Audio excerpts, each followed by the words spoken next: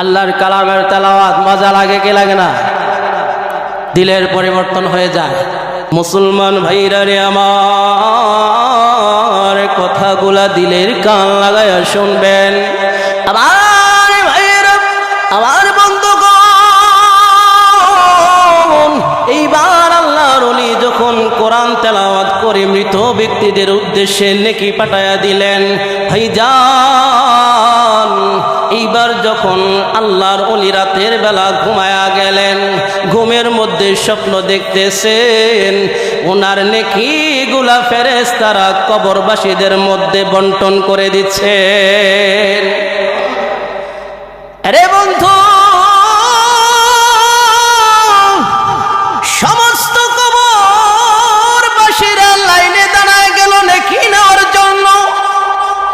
সমস্ত কবরবাসীরা লাইনে দাঁড়িয়েছে,